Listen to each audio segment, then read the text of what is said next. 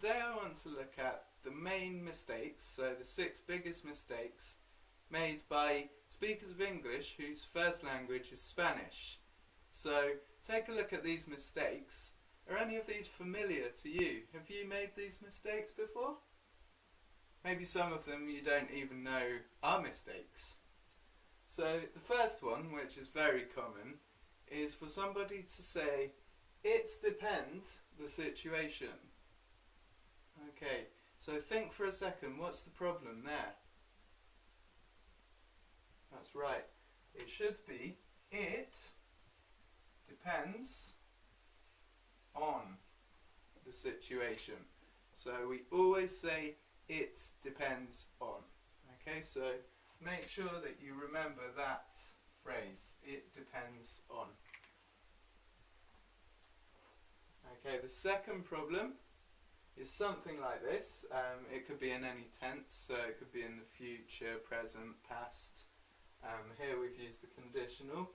I wouldn't do nothing. What's the problem there? Okay, it should be, I wouldn't do anything. Okay, or I would do nothing.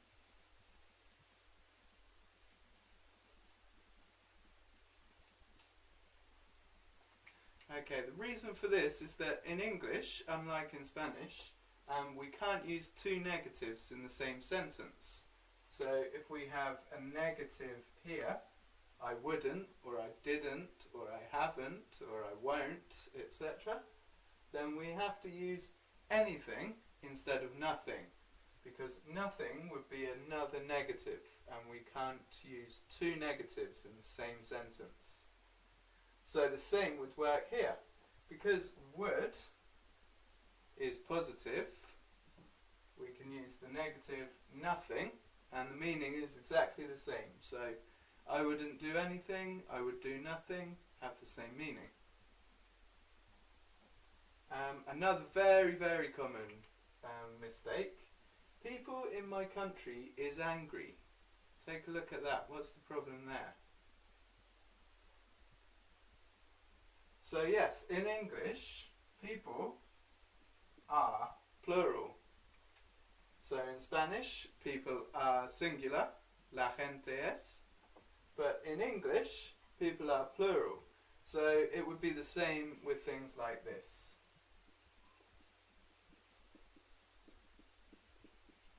You couldn't say people thinks, because that's third person singular. So he thinks, she thinks, my brother thinks. But we're using the plural, so it would be people think. Okay, another mistake I hear very often is something like this. The house of Daniel. What would be a better way to say this?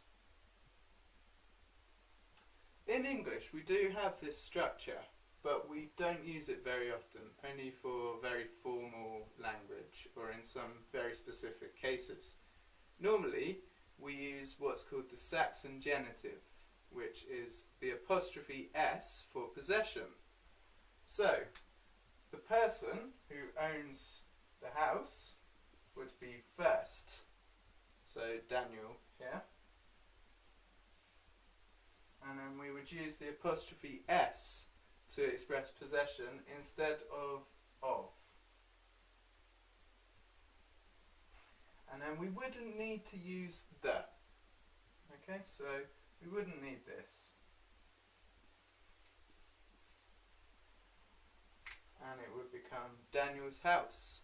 So this is a difficult pattern to get into when you're speaking English. We put the possessor first with apostrophe S. So for example, Martin's pen, David's car, Sandra's hat, etc., etc. Okay, very common again. So you may not have even been told that this is a mistake. I am agree. What's the problem there? In English, agree is a verb just like any other. So we don't use the verb to be. We just say, I agree, I disagree. You agree, you disagree, he agrees, he disagrees, etc. And a very common problem here, I like the party. Are you talking about one specific party or parties in general? Normally, you're talking about general things when you're expressing likes or dislikes. So here, I would say, I like parties, because I'm not talking about one specific party. We would use the for one specific party. So another example.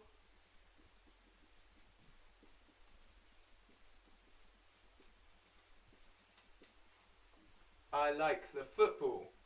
If I said that, I would be saying I like a specific ball. I like the football that my granddad gave me for my birthday, or something like that. One specific thing. But if I'm talking about the sport in general, which I probably am, I don't use that. So I like football in general. Okay, I hope that was helpful for you. Please like this video and share it with other friends if you